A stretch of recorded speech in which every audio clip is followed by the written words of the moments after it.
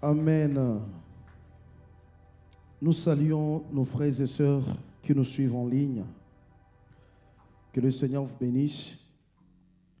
Que le Seigneur vous bénisse. Et que le Dieu qui agit en ce moment, en ces lieux, soit le même Dieu qui vous suit jusqu'à la maison. Amen.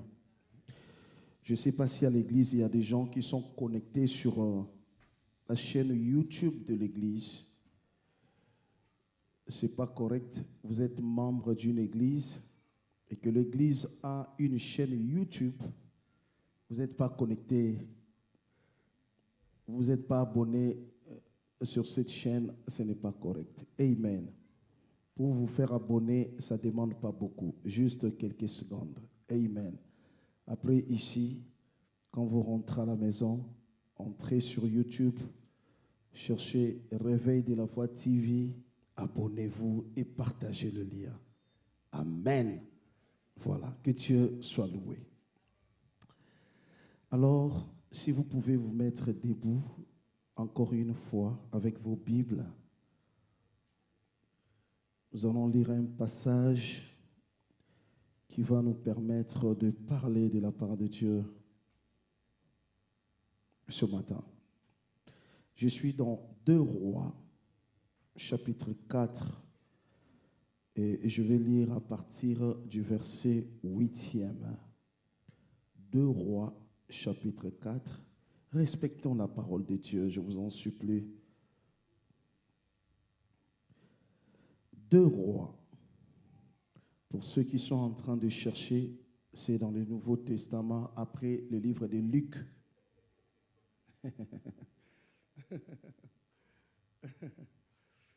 Amen. Voilà.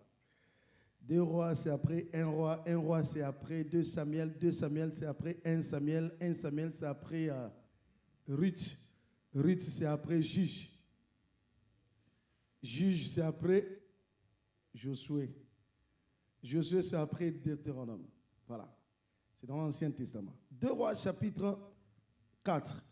La Bible dit, à partir du verset 8e, un jour, Élisée passait par Sunem. Il y avait là une femme de distinction. Répétez après moi, distinction. Qu'il les pressa d'accepter à manger. Et toute le fois qu'il passait, il se rendait chez elle pour manger. Elle dit à son mari, « Voici, je sais que cet homme qui passe toujours chez nous est un saint homme de Dieu. Faisons une petite chambre haute avec des murs et mettons-y pour lui un lit, une table, un siège et un chandelier, afin qu'il s'y retire quand il viendra chez nous. » Élisée étant revenu à Sunem, se retira dans la chambre haute et y coucha. Il dit à Géasi, son serviteur, « Appelle cette Sunamite. » Géasi l'appela et elle se présenta devant lui. Élisée dit à Géasi, « Dis-lui, voici tu nous as montré tout cet empressement. Que peut-on faire pour toi? Faut-il parler pour toi au roi ou au chef de l'armée? » Elle répondit, « J'habite au milieu de mon peuple. » Et il dit, « Que faire pour elle? » Géasi répondit, « Mais elle n'a point de fils et son mari est vieux. » Ce matin, le Seigneur me convainc de prier pour tous ceux qui sont en train d'attendre un bébé, pour toutes les femmes ou tous les hommes qui jusque-là n'ont pas un enfant. Le Seigneur me conduit ce matin à prier pour vous. Amen. Et son mari est vieux. Et il dit, appelle-la. Géasi l'appela et elle se présenta à la porte. Élisée lui dit, à cette même époque, l'année prochaine, tu embrasseras un fils. Et elle dit, non mon Seigneur, homme de Dieu, ne trompe pas ta servante. Cette femme devint enceinte et elle enfanta un fils à la même époque, l'année suivante, comme Élisée lui avait dit. L'enfant grandit et un jour qu'il était allé trouver son père vers le moissonneur, il dit à son père, ma tête, le père dit à son serviteur, porte-le à sa mère. Le serviteur l'emporta à sa mère et l'amena à sa mère. Et l'enfant resta sur ses genoux. Dis après moi, sur ses genoux. Et sa mère, de sa mère jusqu'à midi. Puis il mourut. Dis après moi, il mourut. Elle monta le coucher sur le lit de l'homme de Dieu, ferma la porte sur lui et sortit. Elle appela son mari et dit, envoie-moi, je t'ai pris un des serviteurs et une des ânesses. Je veux aller en hâte vers l'homme de Dieu. Dites en hâte vers l'homme de Dieu. Et je reviendrai. Et il lui dit, pourquoi veux-tu aller aujourd'hui vers lui? Ce n'est ni nouvelle lune, ni sabbat. Elle répondit, tout va bien. Dites après moi, tout va bien. Puis elle fit sceller l'ânesse et dit à son serviteur, mène et pars, ne m'arrête pas en route sans que je te le dise. Elle partit donc et se rendit vers l'homme de Dieu sur la montagne du Carmel. L'homme de Dieu l'ayant aperçu de loin, dit à Géasi son serviteur, voici cette Sunamite. Maintenant cours donc à sa rencontre et dis-lui, te portes-tu bien? Ton mari et ton enfant se portent-ils bien? Elle répondit, bien. Dites après moi, bien. Et dès qu'elle fit arriver auprès de l'homme de Dieu sur la montagne, elle embrassa ses pieds. Géasi s'approcha pour la repousser. Mais l'homme de Dieu dit, laisse-la car son âme est dans l'amertume. Et l'Éternel me l'a caché et ne me l'a pas point fait connaître. Toi, tu penses que Dieu fait connaître toi. Aïe, aïe, aïe, aïe, aïe. Voilà, j'étais où? Dès qu'elle fut arrivée auprès de l'homme de Dieu, verset 17, elle embrassa ses pieds. Verset combien? 27, voilà. Dès qu'elle fut arrivée auprès de l'homme de Dieu, sur la montagne, elle embrassa ses pieds. Géasi s'approcha pour la repousser, mais l'homme de Dieu lui dit, laisse-la, car son âme est dans l'amertume, et l'Éternel me l'a caché, et ne me l'a point fait connaître. Alors elle dit, ai-je demandé un fils à mon Seigneur?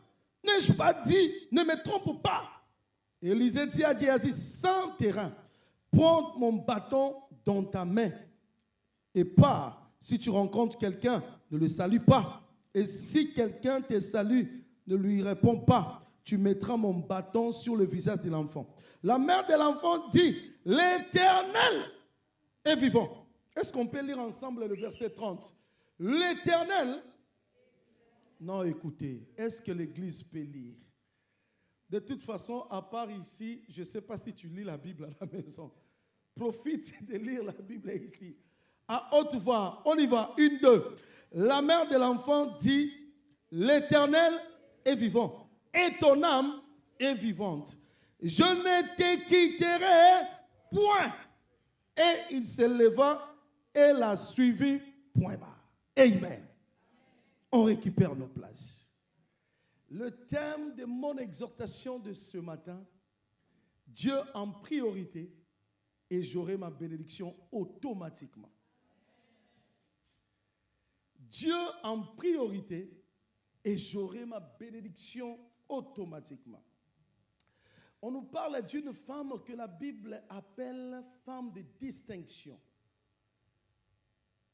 Dans d'autres versions, il est dit une femme riche qui habitait à Sunem, dans un village ou une ville qui s'appelait Sunem. Et la Bible nous fait savoir que Élisée le prophète avait l'habitude de passer par cette ville. Il passait. Il n'habitait pas dans la ville, mais il passait. Il venait d'un point et allait dans un autre point, je ne sais pas. Il passait. Il n'avait pas d'adresse. Il n'avait pas de demeure. Et cette femme de distinction réfléchit. À chaque fois qu'Élisée passait dans cette ville, la Bible dit que la femme suppliait Élisée et lui demandait de manger chez elle, de manger dans sa maison. Donc à chaque fois qu'Élisée passait dans cette ville, Élisée, dès que la femme apprenait qu'Élisée passait, elle courait pour supplier à l'homme de Dieu d'aller manger chez elle. Et qu'est-ce que la Bible dit? À plusieurs fois, elle en a fait.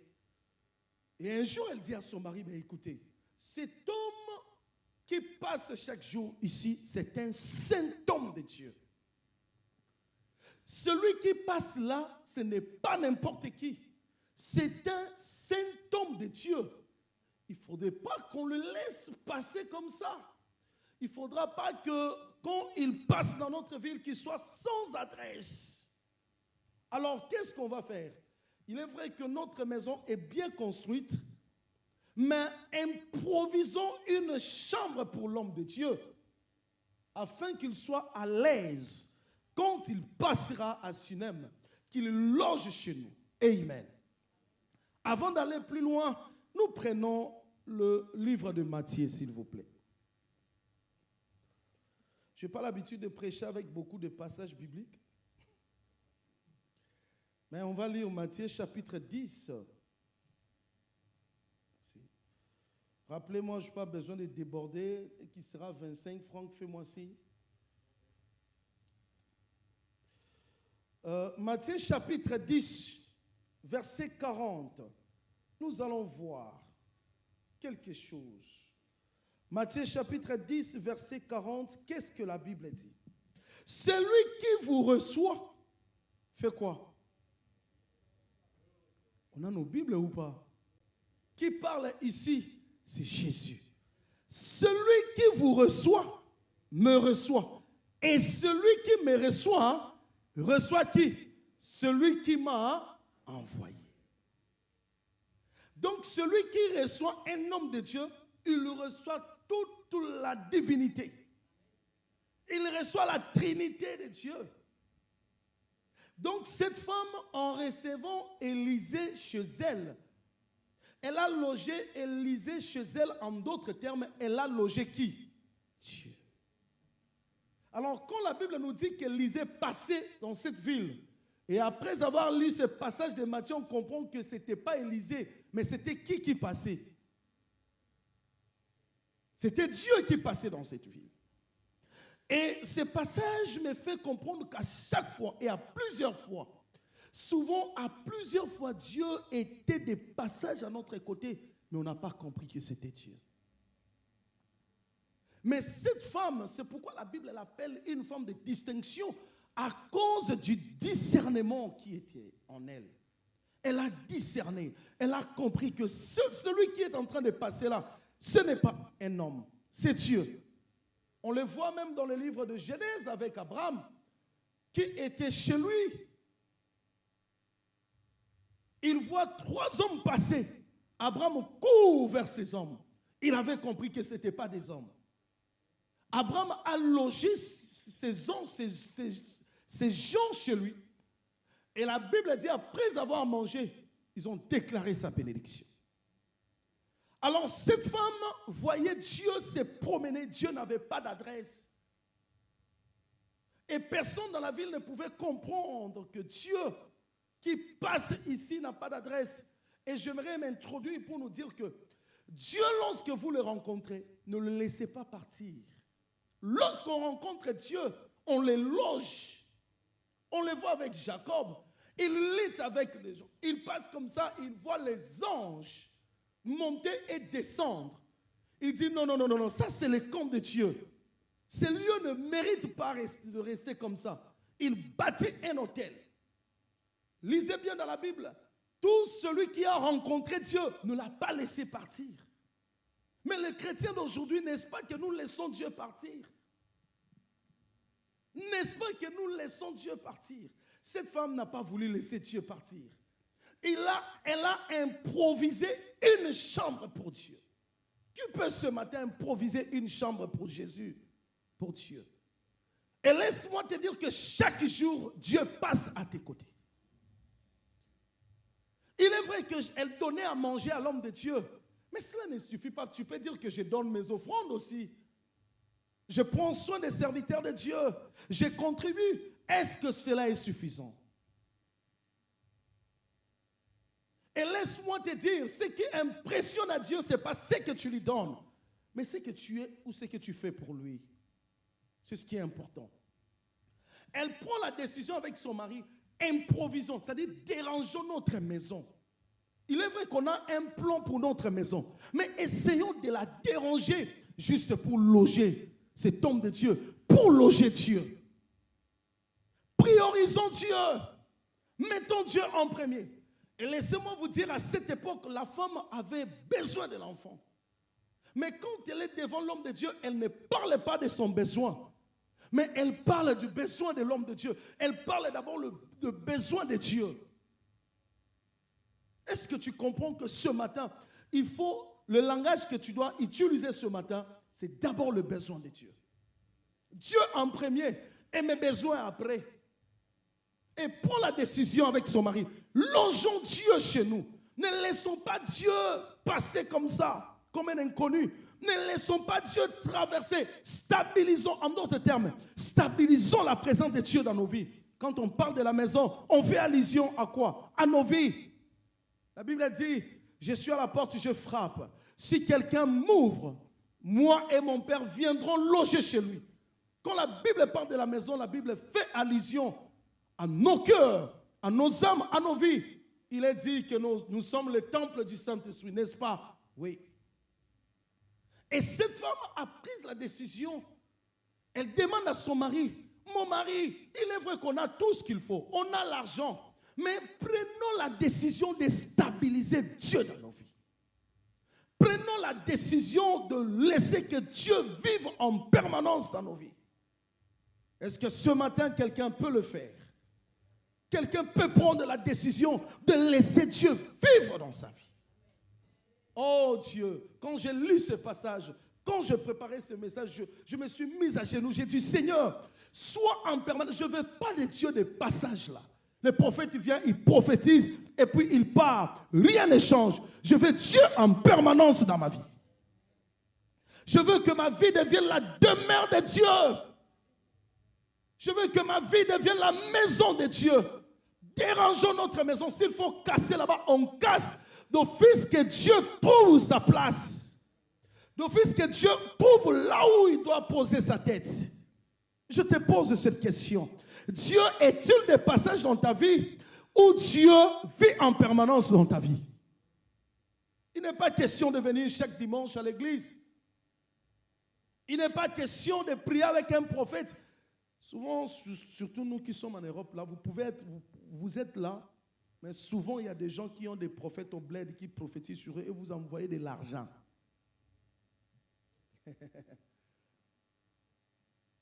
Moi, j'ai déjà, de toute façon, moi j'ai déjà un prophète qui prie pour moi, j'envoie. Est-ce que ça suffit? Élisée venait manger, après avoir mangé, merci, et il partait. Mais la femme restait stérile. Le lendemain, Élisée rentre, il revient, la femme lui donne à manger, merci, et la femme restait stérile. Mais le jour que la femme a pris la décision d'installer l'homme de Dieu chez lui, chez elle, d'installer la présence de Dieu dans sa maison, la présence de Dieu s'est occupée de son besoin. Tu sais pourquoi jusque-là tu ne touches rien? Jusque-là tu n'as pas ce que tu cherches. Est-ce que la présence de Dieu est en permanence dans ta vie? Laisse-moi te dire qu'il y a des choses que pour le recevoir, il faut seule la présence de Dieu. Il faut seulement la présence de Dieu. Des fois, tu n'as pas besoin qu'un prophète prophétise sur toi. Mais la présence de Dieu. À partir de maintenant, prends la décision d'installer Dieu. Et laisse-moi te dire que la présence de Dieu, c'est une usine de production de miracles. Là où il y a la présence de Dieu, elle produit. Elle dérange sa maison. Cassez-moi là, faites ceci, j'improvise quelque chose pour Dieu. Où sont des chrétiens qui peuvent improviser quelque chose pour Dieu? Tu viens dans la maison de Dieu, tu regardes, tu dis, les claviers là, ça fait 2 ans que je vis les claviers là. Est-ce qu'on ne peut pas innover? Est-ce qu'un prophète ou un homme de Dieu doit être là devant pour te pousser à faire quelque chose pour la maison de Dieu?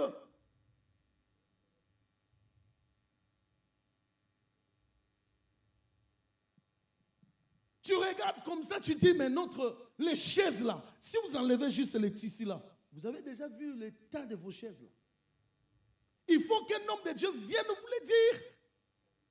Qui peut aujourd'hui improviser quelque chose pour Dieu? De toute façon, pour venir à l'église, là, on doit te supplier.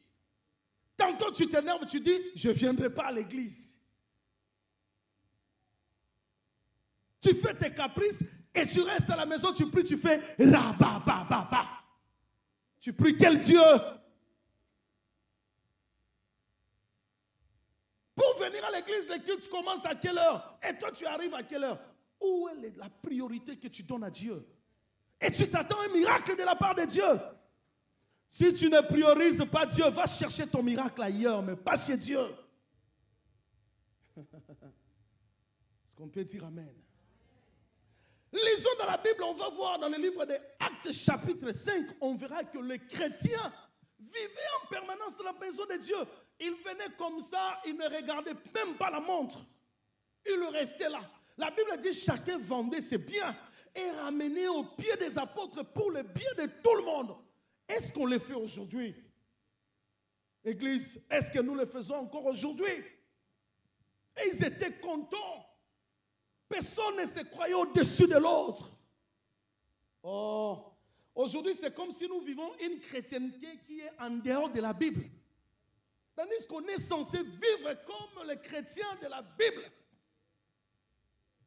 À l'église, il y a un frère qui a besoin, un frère qui se marie. Est-ce que tu t'es déjà approché même du frère pour lui demander, est-ce que tu as besoin de quelque chose? Où sont passées toutes ces choses à l'église? Quand on vient à l'église, tu viens déjà en retard, mais tu as la décision que le prophète prophétise sur toi.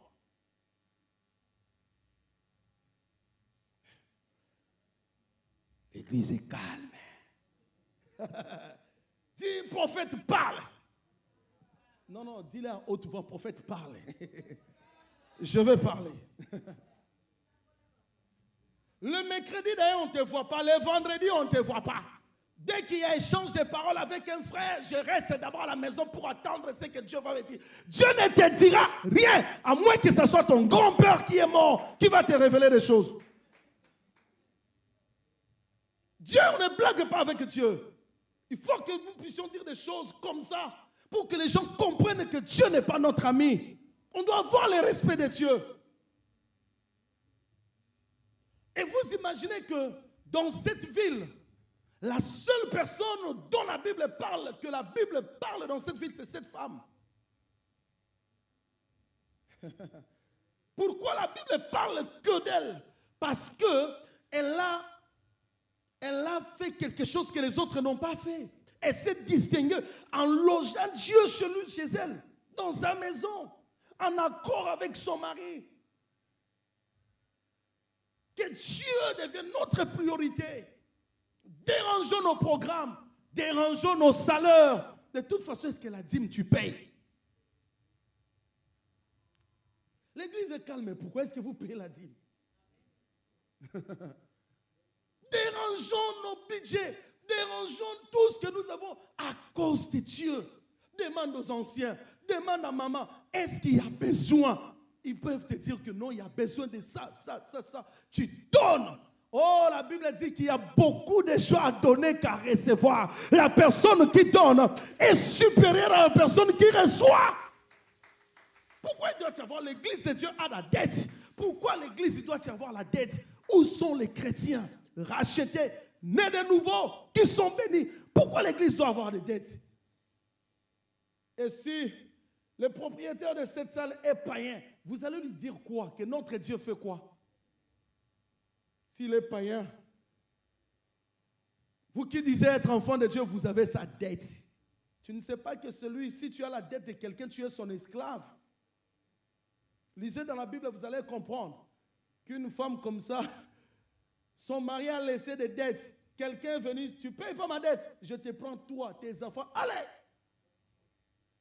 Toi, le fils aîné, tu vas nettoyer mes chaussures. Toi, Et cette femme est allée supplier l'homme de Dieu. Mon mari a laissé la dette, maintenant la personne nous a pris en otage. Quand tu as la dette de quelqu'un, tu es son esclave. Maintenant, les églises ont la dette des propriétaires. Donc nous sommes là, l'église qui doit être la tête, qui doit être au-dessus de tout. Maintenant, l'église esclave de quelqu'un. Et les chrétiens sont là avec leur make-up, avec leur modèle. iPhone 13 sort, tu vas courir. 12 sort, tu vas courir. Mais dans ton église, il y a des dettes. Où est Dieu? Nous prions quel Dieu? L'église est calme. Dites encore, prophète, parle. Voilà, je vais parler même si tu ne dis pas. J'aimerais qu'une personne, oh là là, c'est qui cette personne qui peut dire, mais non, là, j'ai 1 000 € quelque part, je dérange ça, 2 000 €, je sème pour l'œuvre de Dieu, je donne à l'homme de Dieu, je donne à la femme de Dieu, je donne ceci, je donne à mon frère. Où sont les chrétiens? Ces choses-là ont disparu à l'église. À l'église, ces choses-là ont disparu. Que je continue ou pas? Voilà. Et la Bible dit ceci. Lorsque l'homme de Dieu est monté dans cette chambre, l'homme de Dieu a dormi. Et le matin, l'homme de Dieu, non, dérangé, il dit à Géasi, appelle la femme. On appelle la femme. Mais toi, tu nous as montré toute cette bonté que tu nous as montrée. En retour, tu veux quoi? La femme dit, je n'ai besoin de rien. Mon besoin, c'était la présence de Dieu. Je n'ai besoin de rien. Mon besoin, c'est la présence de qui? De Dieu. Oh. Je n'ai... Frère, je te vais acheter une maison. Dieu va te bénir bientôt. Une maison. Amen. On acclame le Seigneur.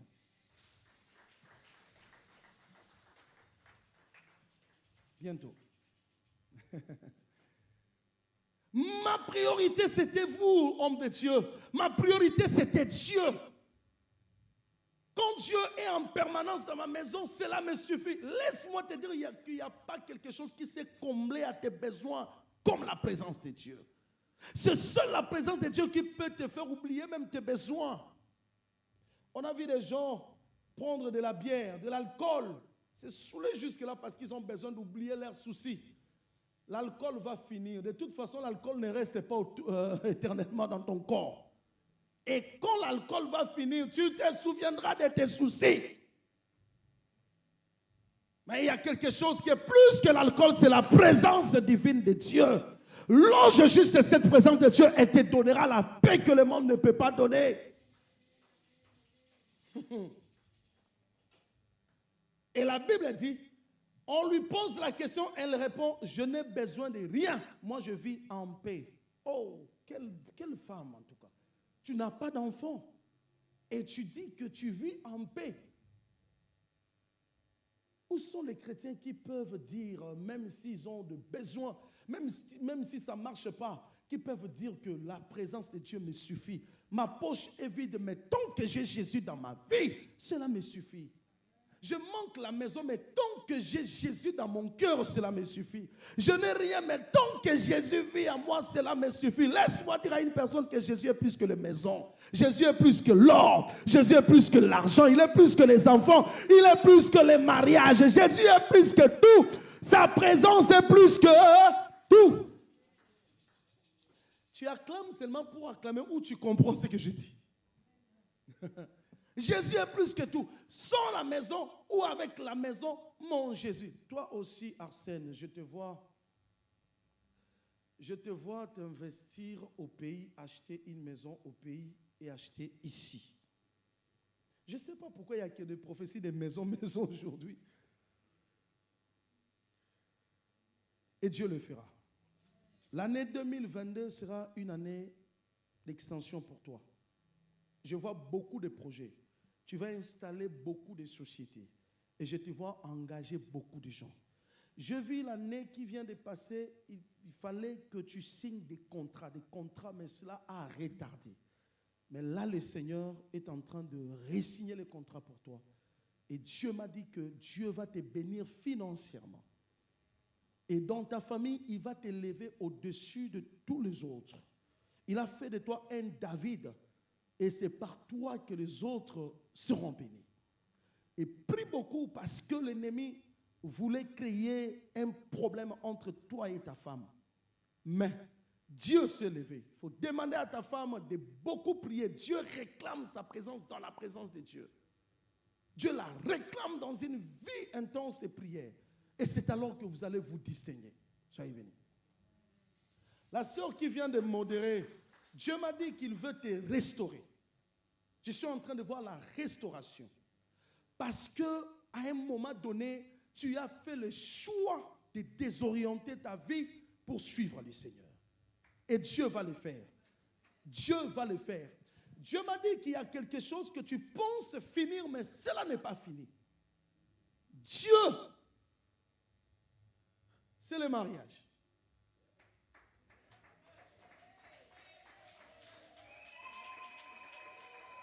Dis après moi, prophète, parle. Voilà. Dieu est reconnaissant de ce que tu fais pour lui. Et en retour, Dieu veut te bénir avec un mariage.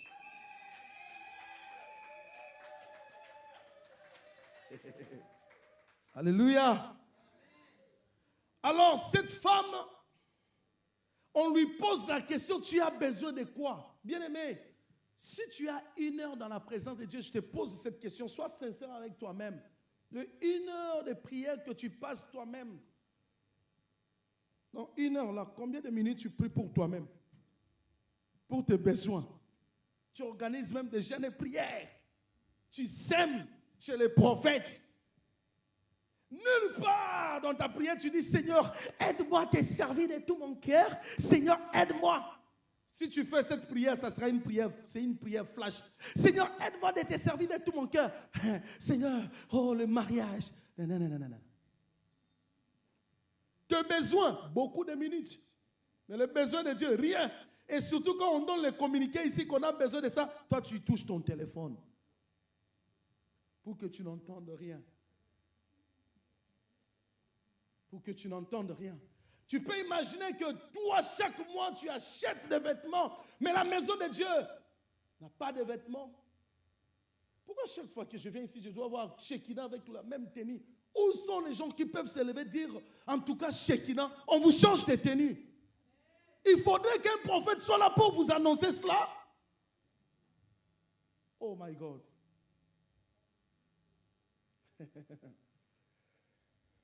C'est bien ce que je dis ou pas?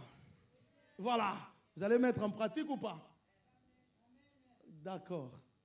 On va mettre en pratique. Voilà. Et la Bible dit, la femme répond à l'homme de Dieu, la présence de Dieu me suffit. Je n'ai besoin de rien. Moi, tant que Dieu vit chez moi, je suis en paix. Et elle s'en va. Écoutez, la femme est partie, mais Dieu qui est logé chez elle n'a pas laissé les choses comme ça. Élisée dit, mais non, on ne peut pas laisser l'affaire comme ça. Elle nous a logés chez elle. Non, on ne peut pas laisser les choses comme ça. On doit faire quoi? Écoutez, ce que j'aime avec la présence de Dieu, elle sait très bien localiser ton problème plus que toi-même. La présence de Dieu sait identifier ton problème plus que toi-même. Même si tu trompes Dieu, la présence de Dieu va te détecter qu'elle m'a menti. La présence de Dieu est Géasi qui dit, mais non, tu ne vois pas. Ça, c'est Dieu qui parle dans son conseil. J'aimerais que ce matin, que Dieu parle dans son conseil à ton sujet. Tu ne vois pas que, voilà, elle n'a pas d'enfant et son mari est vieux. La présence de Dieu sait même les difficultés que tu as. Elle n'a pas d'enfant et la difficulté est que son mari est vieux. Ça, c'est la présence de Dieu qui parle de ça en dehors de cette présence. Tu es là, tout ce que tu fais pour Dieu. C'est que Dieu est en train de parler à ton sujet. Est-ce que tu le sais? Est-ce que tu sais de quoi Dieu est en train de parler? Quand tu vas te marier, ne fouille pas Dieu. Pascal, ne fouille pas Dieu. Lève-toi, s'il te plaît. Mets ton cœur comme ça. Dis, je ne fouillerai pas Dieu. Je resterai au pied de Dieu. Parce que je t'ai vite éloigné. L'église est témoin. Ton mariage est venu ici, n'est-ce pas? Qui se souvient? Tout le monde se souvient. Ce mariage, c'est Dieu qui te l'a donné. Alors, si tu te maries, ne t'éloigne pas de Dieu. Si tu t'éloignes de Dieu, Dieu va te coincer contre un mur. Amen. Et la présence de Dieu, Élisée et Géasi commencent à parler au sujet de cette femme. Quand Dieu a l'occasion de parler de toi, Dieu dit quoi? Dieu dit quoi? Et Dieu, la présence de Dieu s'occupe même de l'anomalie qui est dans l'homme, qui pouvait empêcher que l'homme concevoir, que la femme puisse concevoir. Et puis Dieu, après avoir trouvé la solution, Dieu a dit, et Élisée dit, appelle-la, reviens-la. Même époque, l'année prochaine, à la même époque, tu vas enfanter. Waouh! Dans la même époque, tu vas enfanter un fils avec beaucoup de précision. Dans la même époque, lorsque Dieu parle de toi, il y a du wow. Et laisse-moi te dire par là que Dieu ne te parlera pas de ce qu'il n'a pas fini. Si Dieu n'a pas encore fini d'opérer quelque chose pour toi, il ne te parlera pas. Et si Dieu te dit qu'il fera, c'est que pour Dieu, c'est déjà fini. L'affaire est terminée. Si Dieu te dit que tu auras une maison, ça veut dire que pour Dieu, c'est toi qui es en retard. Mais pour Dieu, ta maison est déjà bien construite. Si Dieu te dit que tu seras marié, comme je l'ai dit tout à l'heure, pour Dieu, tu es déjà marié. C'est toi qui es en retard. Si tu vois Dieu te dire quelque chose, c'est que selon lui, l'affaire est terminée. L'affaire est terminée. Maman de Ninita, Dieu a besoin de te faire grâce. Dieu a besoin de te visiter. Mais je parlerai avec toi après le culte. Après le culte, je vais sortir un peu vite puisque je vais intervenir quelque part, mais même le dimanche prochain. Je parlerai avec toi des choses que tu dois capter et qui seront importantes pour toi. Et la présence de Dieu, Dieu, après avoir fini avec son conseil, c'est pourquoi, si tu dois prier, continue à prier. Pendant que toi tu pries, Dieu parle avec son conseil. Et ce que j'aime avec Dieu, il sait exactement ce qu'il doit te donner. Appelle cette femme, la femme arrive et on lui dit, l'année prochaine, on a identifié ton problème. Ton problème, c'est l'enfant. L'année prochaine, tu vas enfanter. Écoutez, ne me trompez pas, s'il vous plaît, ne me trompez pas. Il avait besoin d'un enfant. Hein? Maintenant, on lui dit que tu vas enfanter. Ne me trompez pas. Fausse humilité.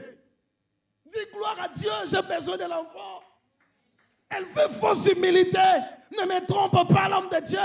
Ne me trompe pas. Dieu n'est pas menteur. Il va commencer son expérience là de mentir chez toi. Toi, on t'a demandé, tu as besoin de quoi? Tu ne veux rien dire. Mais maintenant, moi, j'identifie le problème. Je te dis que tu vas enfanter. Oh non, ne me trompe pas, Seigneur. Elle est partie. La Bible dit l'année prochaine, qu'est-ce qui s'est passé? Elle a enfanté. Elle a enfanté, la Bible dit, comme l'homme de Dieu avait dit. Parce que n'est-ce pas que je t'avais dit que cette année ne finira pas, que tu vas te marier, n'est-ce pas? Voilà. C'est Dieu qui t'a dit, mais ne fouille pas Dieu. Je répète, ne fouille pas Dieu. Si tu fouilles Dieu, Dieu va te suivre là-bas. Voilà. Et ta femme doit servir Dieu. Voilà. Et la Bible dit, l'enfant a grandi. Est-ce que vous savez que la Bible dit que la bénédiction de l'Éternel ne se fait suivre d'aucun chagrin? N'est-ce pas?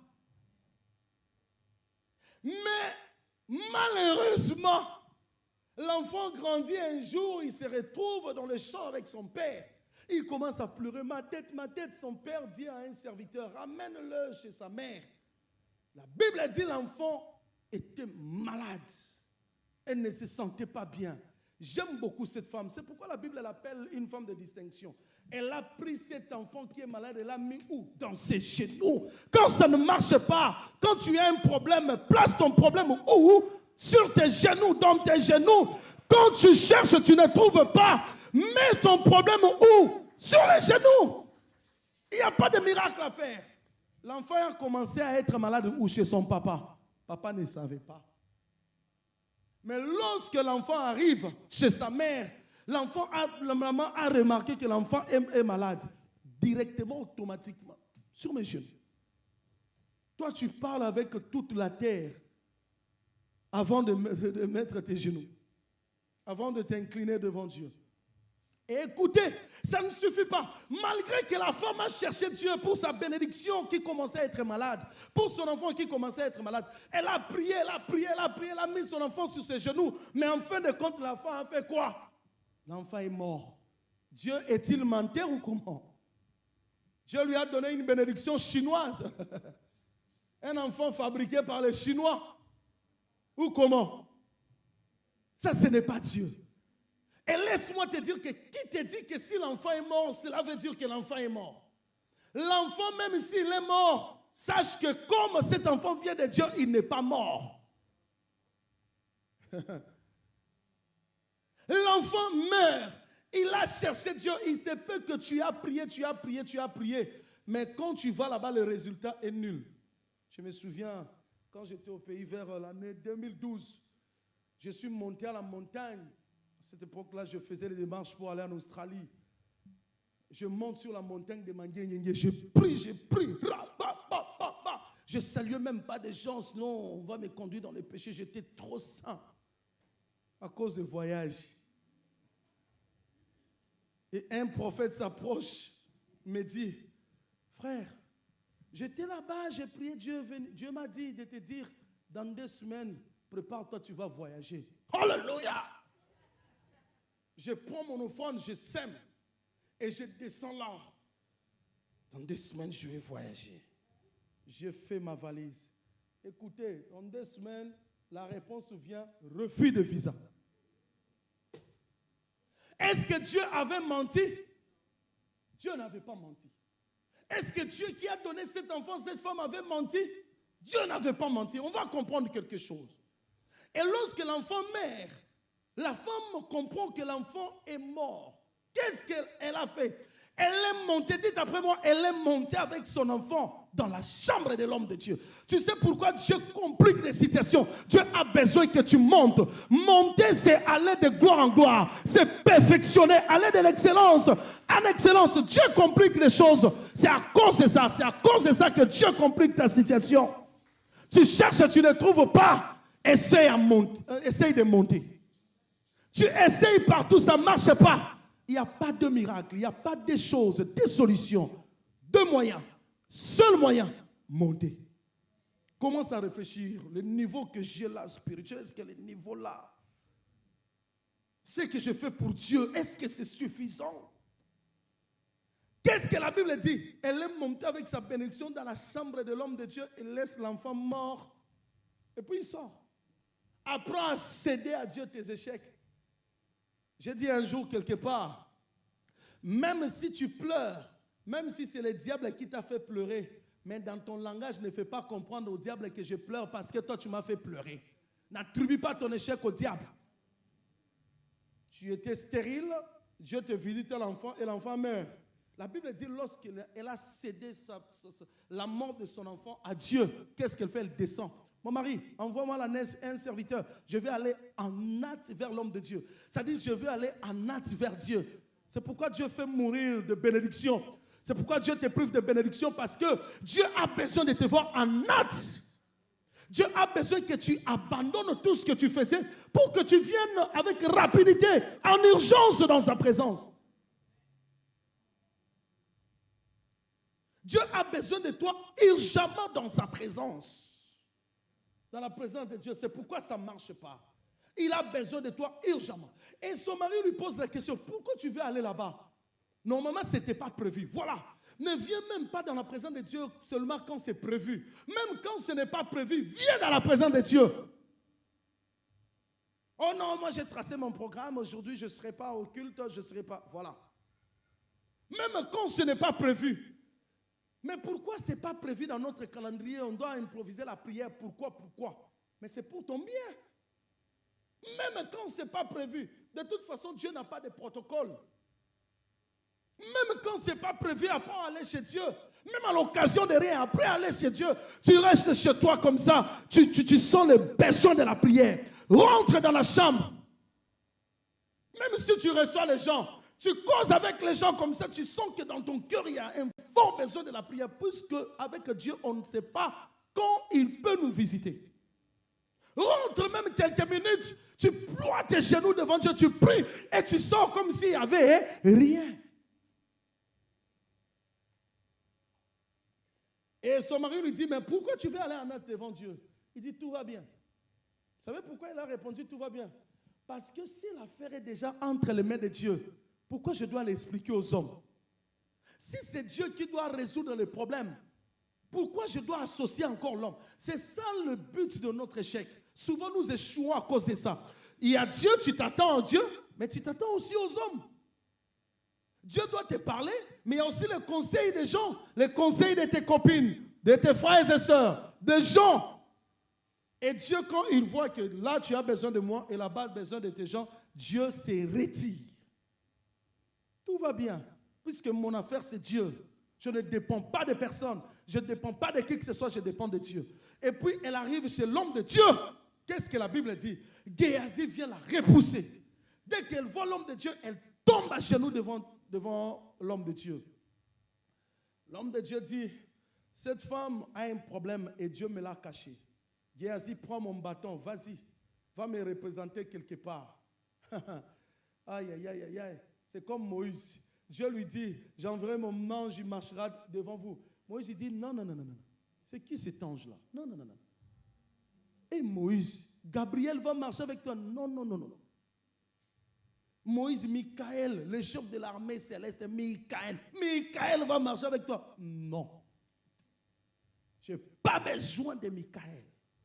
Mais quand toi tu pries à la maison, Seigneur, je veux la visitation des anges. Je veux...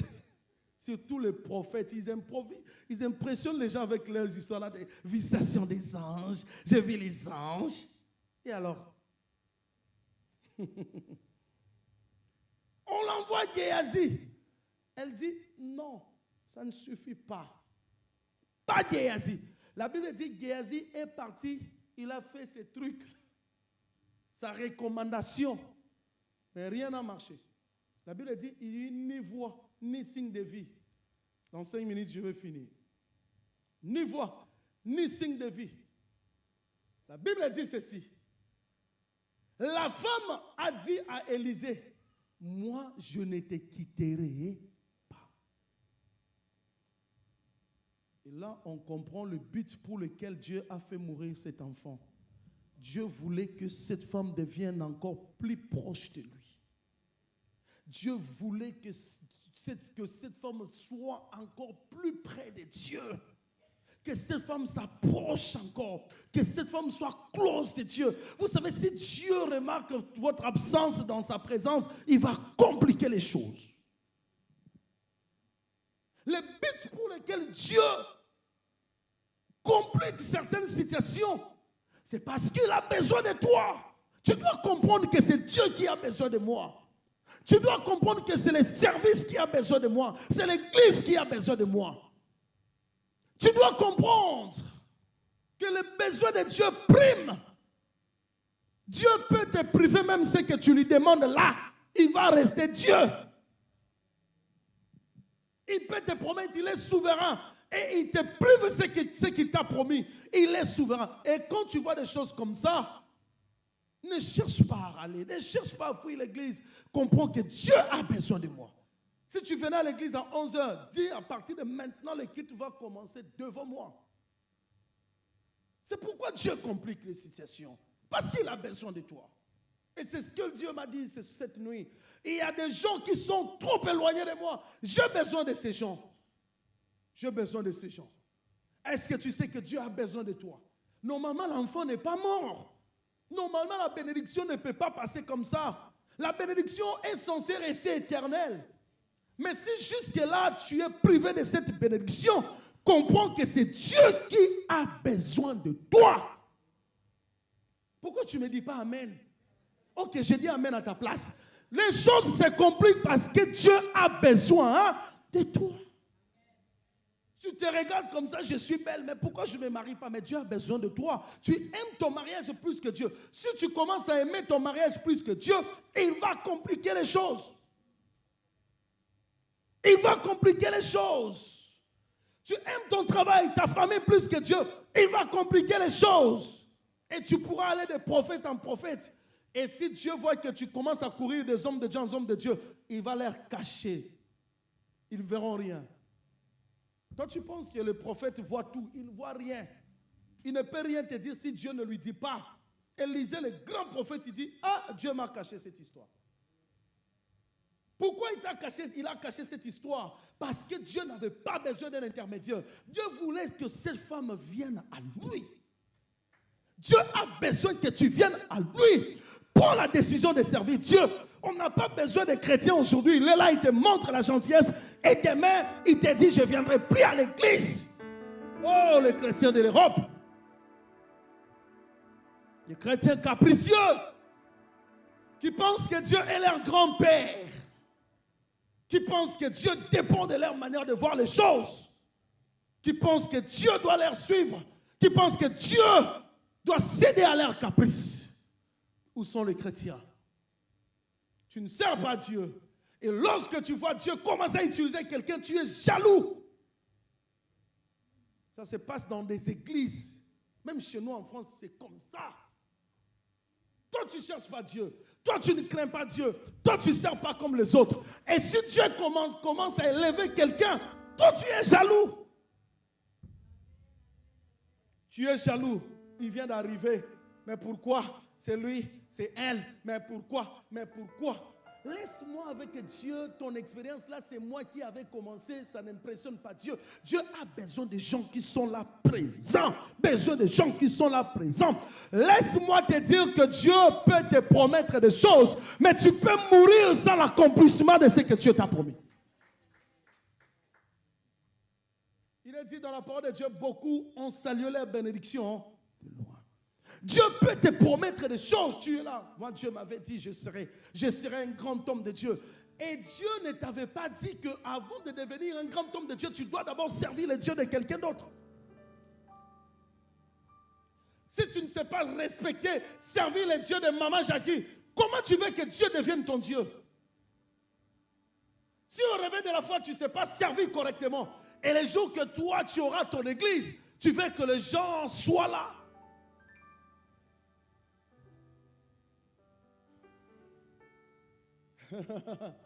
N'est-ce pas qu'il est dit dans la parole de Dieu que celui qui est fidèle dans des petites choses, Dieu lui confiera quoi? De grandes choses.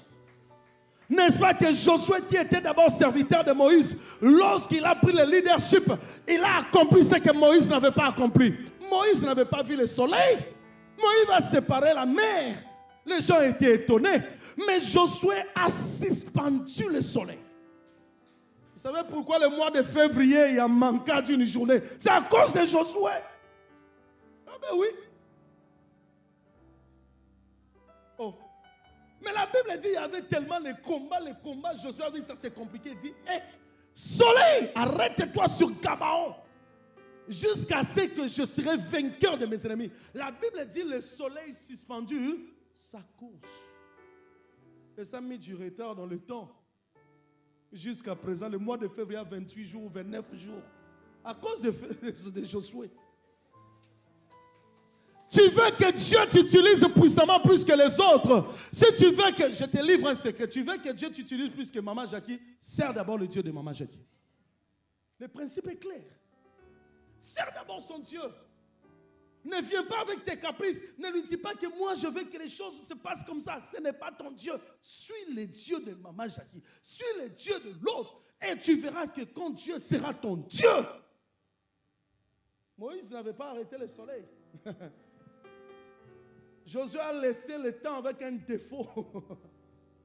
À cause de sa fidélité. Où sont les chrétiens aujourd'hui qui ont compris ce message? Est-ce que tu comprends que tu dois être plus près de Dieu? Lève-toi si tu as compris. Tu t'avances, je prie pour toi. Tu pries pour toi.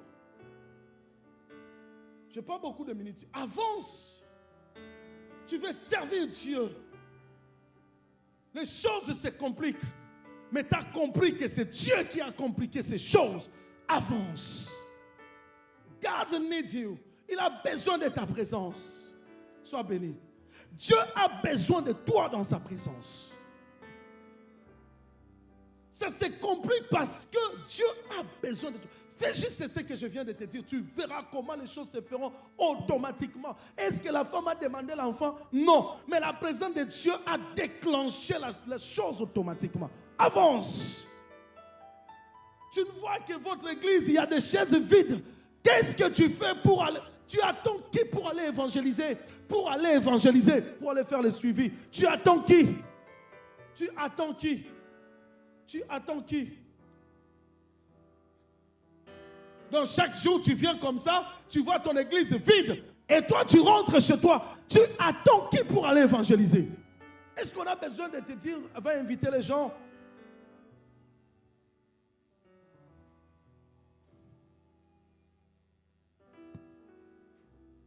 Tu es là, tu es tellement capricieux, tu t'aimes plus que Dieu. Viens devant, on va prier pour toi. Dieu d'abord. Et maman Jackie, et papa Léon, papa Percy, les anciens, si vous demandez à quelqu'un de faire quelque chose, s'il dit je ne veux pas, mettez la personne de côté. Dieu d'abord. Le besoin de Dieu prime plus que les besoins de tout le monde. Dieu d'abord. Je vais vous dire quelque chose avant de prier pour vous. À chaque fois que je viens ici, ce n'est pas programmé. Maman me dit, tu viens, je viens.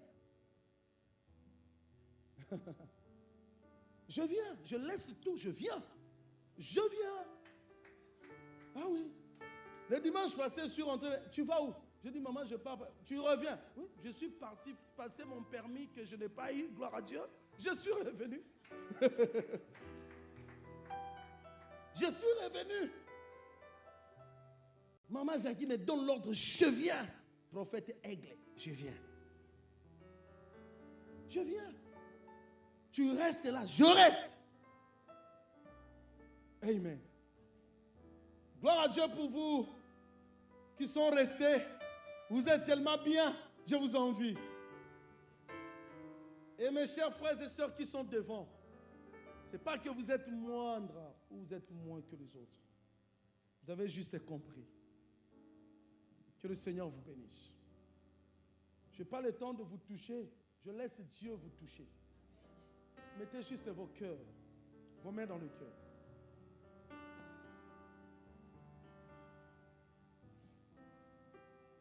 Dieu t'aime beaucoup, Yohannes. Et mon Dieu te bénira. Il est toujours là avec sa femme. Vous imaginez? Toujours là. Des fois, il arrive, il est là, il prend la place pour maman Jackie. On arrive comme ça, on les trouve là. Il vient là, il nettoie tout, il met de l'ordre. Non, que mon Dieu vous visite, que mon Dieu vous bénisse, que mon Dieu se souvienne de vous, que le Dieu de papa Guy, le Dieu de maman Jackie se souvienne de vous. N'est-ce pas que la Bible dit que celui qui reçoit un homme de Dieu en qualité d'homme de Dieu reçoit la récompense. À cause de la considération que vous avez de ce couple, que Dieu vous bénisse. Que Dieu te bénisse avec ton couple. Tu seras béni. Et je vais prier pour vous. Tenez-vous, je vais prier pour vous. Tendons nos mains vers eux. On doit être reconnaissant. Ces gens, ils servent Dieu. Ils aiment Dieu. Il est toujours là pour Dieu. Il est toujours là. Éternel, je prie que ta bénédiction suive ces bien-aimés. Au nom de Jésus. Et mettez vos mains dans le cœur. Éternel, au nom de Jésus. Tes enfants ont compris. Tes enfants ont compris. Je prie que ta bénédiction coule. Au nom de Jésus. Seigneur, ils ont pris la décision de s'avancer. De venir. De te suivre. Au nom de Jésus. Que la gloire de Dieu couvre vos vies. Que Dieu vous donne